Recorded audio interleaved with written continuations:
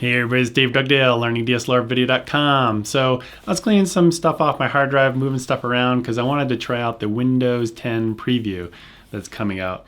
So I was just getting things ready, maybe put on a different drive just to be able to swap back and forth and give it a try, see if I'm running into driver issues and stuff like that. Well, anyway, I ran into this review on one of my drives. I was like, oh, I never published it. And it was where I'm comparing the Rode VideoMic Pro, the one you've seen me use many times, to the Shure VP83. I even had to look because I'd forgotten the model number on it. It's been a while. So first up, let's talk about build quality and construction. And the Shure is built a lot better than the Rode VideoMic Pro.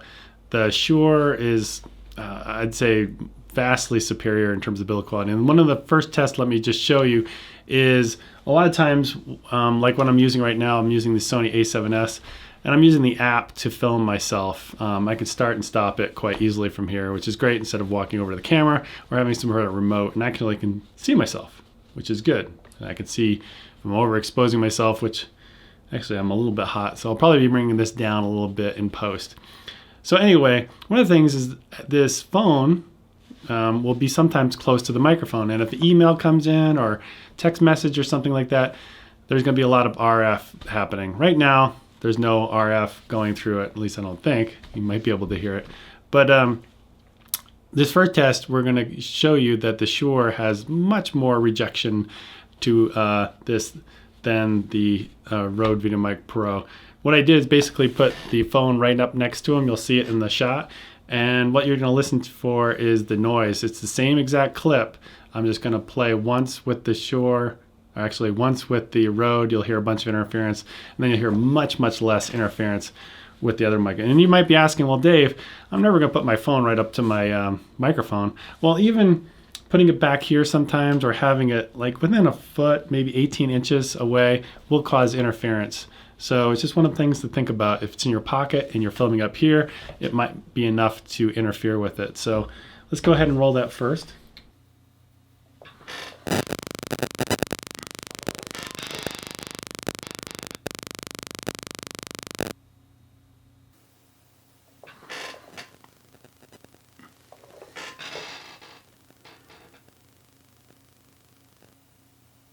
So yeah, the Shure is vastly superior to the Rode. Perhaps maybe Rode could watch this video and add a little metal casing to their next one. I mean, both these microphones are about the same price point, so it's not like Rode can't re-engineer and create a Rode VideoMic 2 or whatever, make it a little bit better in terms of construction. The other thing we'll talk about is the use of the batteries. The Shure uses 2 AA batteries, and the Rode uses a 9-volt. If you look at the manuals, you'll get 70 hours of use from the Rode VideoMic Pro with the 9-volt, whereas the Shure, you'll get 130 hours, so like double. So I would rather have AA, so maybe if Rode is watching this, maybe that's another suggestion they could look into on their next microphone build.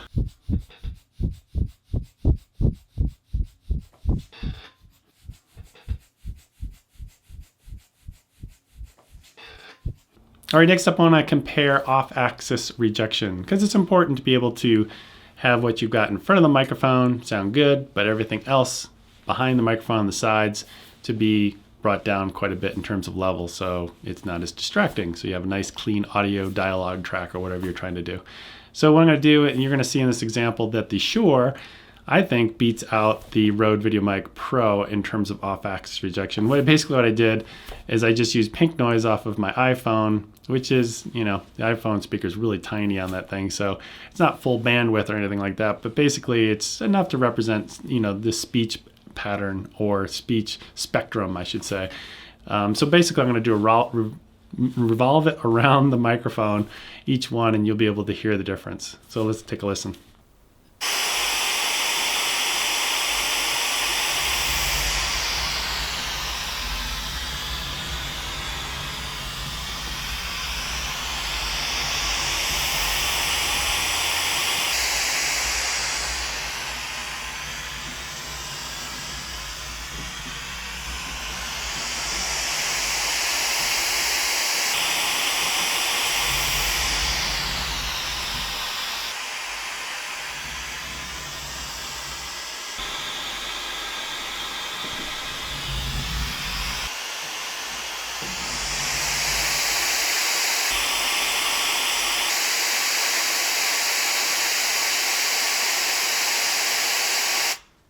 right, and the last test I did was just comparing the audio quality. And as you can see here, I'm still using the VideoMic Pro 6 months, 8 months later, and I'm not using the Shure. And the reason is the Shure doesn't sound as good as the VideoMic Pro.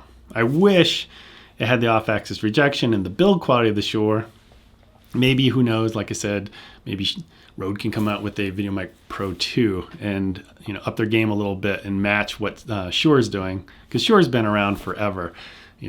Everybody knows the SM58, 57 type of microphone. So what I'm going to do next is I'm going to compare the two, ping pong back and forth between the two in terms of, and I'm just reading, and basically I'm reading, gosh, I think it was my disclosure page on my website near my gear, my gear section of my page, to let you guys know that I'm not getting paid by any manufacturer like Sony to do a review, or Panasonic, because the reason I did this, last summer is I was kind of ticked off a little bit because somebody was accusing me of being paid by Panasonic for giving them a good review on the GH4.